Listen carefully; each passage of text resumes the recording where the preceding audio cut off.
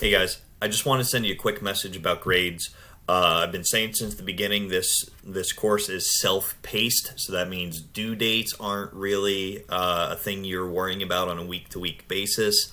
Outside of those discussion posts, I'm going to be working real hard getting caught up on your grades. What you need to do is get caught up on those grades as well. Make sure that you are going back to anything that you may have missed. And tell you what, if it's a 0, go ahead, go back and redo it.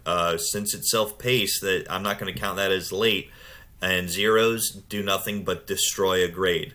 So I'll give you full credit because that's how this course was designed. If you do that, your marking period, your semester is going to be ending in about a month, and I want to give you plenty of heads up to get caught up on our activities, as well as staying on top of those moving forward.